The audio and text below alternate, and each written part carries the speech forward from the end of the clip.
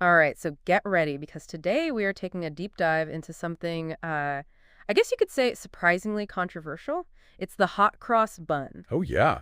Specifically, we're going to be looking at Tesco's new flavors and all of the, let's just say, spirited reactions they've gotten. It's been quite a debate. Yeah, I mean, we've got an article here that's really laying out both sides. Are these new flavors brilliant or are they just wrong? Yeah. So let's unpack all of this and figure out what's really going on. Well, I think what's interesting here is that hot cross buns are, they're not just any pastry. Right. They're so tied up in centuries of tradition, the holiday Easter, and they just evoke such specific flavors and memories for a lot of people. So when a brand like Tesco starts messing with that, Yeah. they're tapping into something very powerful, which is food nostalgia.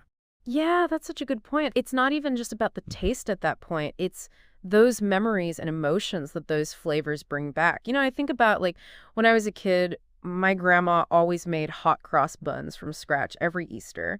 And just the smell of those spices like throughout the house, it's a memory that stayed with me. And so I totally get why people are so passionate about this. Yeah, brands know that power. Yeah. And sometimes they'll get it right.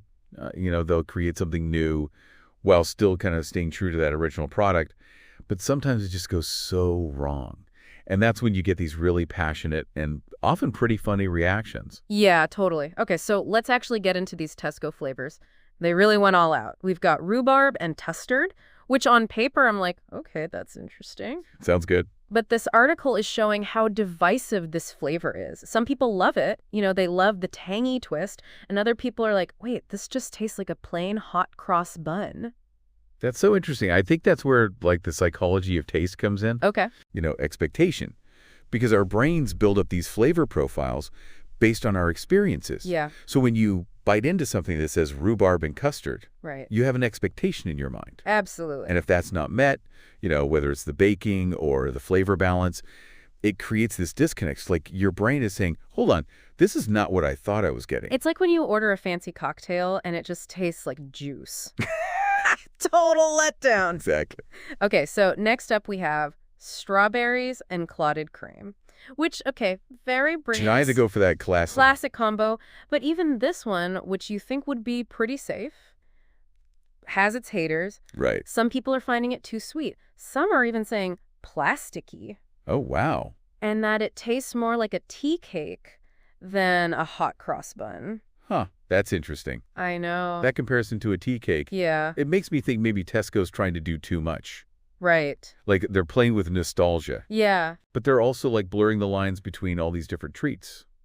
And that could be risky because by trying to be everything to everyone, you might just alienated people who love the original. It's like trying to cram all your favorite foods into one dish. Sometimes that fusion stuff works great, but other times it's a mess. Totally. And it seems like in this case, Tesco may have pushed the fusion a little too far. Yeah, it's a fine line between innovating and just completely confusing your audience.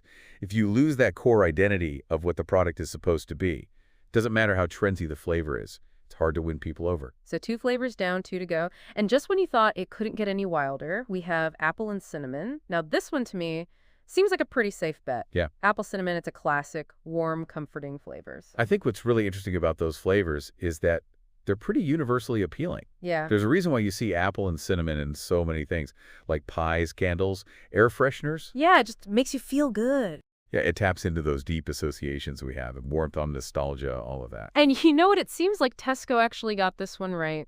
The reviews for this flavor are mostly positive. Maybe they should have just stopped there, Yeah. ended on a high note. But nope, they decided to go for the grand finale.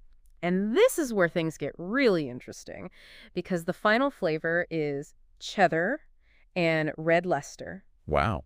Cheese Cheese. in a hot cross bun.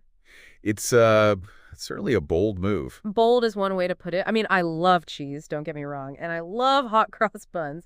But together, Yeah. I don't know if my brain is ready for that. It's interesting because this is where, you see that tension between innovation and tradition. Right. On the one hand, you have this centuries-old treat that has all this cultural and religious meaning. Right. And then you have Tesco saying, well, what if a hot cross bun could be something totally different? And for a lot of people, it just feels wrong. It's like they're throwing out the rule book, which can be exciting, but it can also be kind of unsettling, especially with something like a hot cross bun that people have such strong feelings about. Yeah, you have to think about the emotional weight that certain foods carry. Yeah. A hot cross bun, it's Easter, it's family, it's childhood memories. Right. So when you bring cheese into it, it just disrupts all those associations.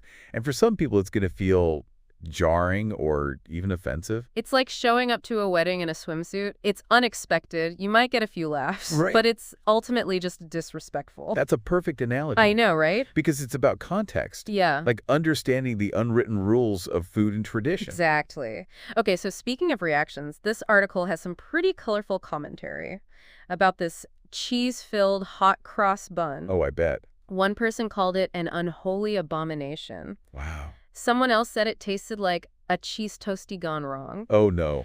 And my personal favorite, someone said it was so dry, it sucked the moisture out of my son. Oh, my gosh. I know. But even though those reactions are funny, I think they show how important it is to not mess up the basic product when you're trying to innovate. Right. Like a dry, bland, weird hot cross bun is not going to win anyone over, no matter how crazy the flavor is. Yeah, it's like they got so excited about putting cheese in there that they forgot about what makes a hot cross bun good in the first place. Exactly. Soft, slightly sweet dough. You can't lose the core of it. Exactly. Innovation for its own sake doesn't always work. Right. It's about finding that balance, Right. pushing boundaries, Yeah. but still respecting the original.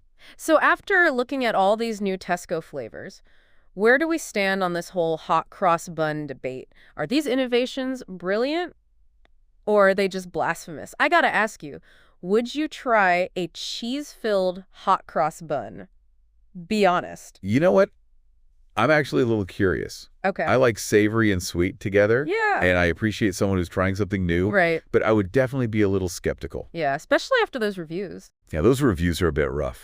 But I think this whole thing, it goes beyond just whether or not we personally eat these things. It's about our relationship with food and Oh, tradition. absolutely. Yeah. Because food isn't just about, like, fueling your body. Right. It's about culture and memory and who we are. Totally. And when those traditions get challenged, it makes us think about why they matter so much in the first place. Yeah. And if maybe there's room for them to change. You know, it's funny. It's like that saying, you don't know what you've got till it's gone. Right.